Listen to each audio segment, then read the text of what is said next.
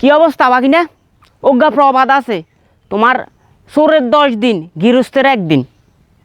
বাংলাদেশের টিকটক ক সোশ্যাল মিডিয়ায় ক এসব জিনিসের মধ্যে তুই হালকা করে একটু ভাইরাল হইতে আইলে ওই টিকটক আর সোশ্যাল মিডিয়া থেকে ইনকামের টিয়া দিয়ে তোরে নিথান লাগতো না।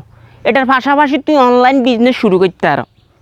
বিশেষ করে ওই যে গুলিস্তানের তন ফার্ম গেটের তন ঢাকা কলেজের অপোজিট পাশের তন ফুটওভার ব্রিজের নিচের তন কোথা কাপড় কিনে আনি ফেসবুক লাইভের মধ্যে খাড়া করাই। দেখেন আপনাদের যদি পছন্দ এখনই স্ক্রিনশট মারি আমাদের ফেসবুক পেজের মেসেঞ্জারের মধ্যে লিখে দেন, ডেলিভারি ম্যান আপনার বাসায় নিয়ে যাবে, দাম মাত্র এত টাকা এত টাকা এত টাকা। এটা অধিকাংশ টিকটকারদের এখন মানে সোশ্যাল মিডিয়াতে তারা ভাইরাল হেগো ফ্যাশা হয়ে দাঁড়াইছে। আর অনলাইন জগৎটা এমন একটা জিনিস, অনলাইন মার্কেটিং, তোমরা যারা অনলাইনে তুমি কেনাকাটা করো হ্যাঁ তারা করতে পারবে। যদি তুই দুগা জিনিস অর্ডার দাও অজ্ঞা কোনো রকমের বালা থায়, মানে ধরো অজ্ঞার কোয়ালিটি 100-র মধ্যে 80% বালা আর অজ্ঞার কোয়ালিটি একদম বাজে, এরকম নিয়ে হয়েছে অনলাইন বিজনেস।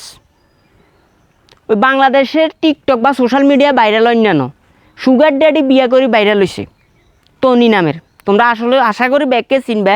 সুগার ড্যাডি বিয়া করি সে সোশ্যাল মিডিয়া ভাইরাল, এ ভাইরাল কারে মানে ফুজি করি অনলাইনে ব্যবসা শুরু করে দিছে।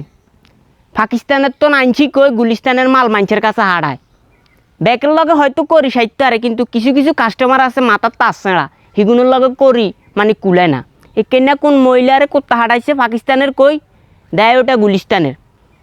এর লই ওই মহিলা ভোক্তা অধিদপ্তরের কাছে অভিযোগ দিছে আর তার শোরুমে যায় ভোক্তা অধিদপ্তর অভিযান চালাইছে আর দেয় দেন বিদেশে তো আমদানি করি মানুষের কাছে বেছে ওই আমদানির কোনো কাগজপত্র দেয় তো আর না। শেষ পর্যন্ত তার ওই শোরুম সিলগালা করে দিছে। পরবর্তীতে যা শুনতে পাচ্ছি নাকি জরিমানা করছে, এখন হয়তো জরিমানা দিই আবার মানুষ ঠকাই নিয়ে ব্যবসা শুরু করব। স্ক্রিনশট লন লই ইনবক্সের মধ্যে নক করেন, ডেলিভারি ম্যান বাইক লই যাইব।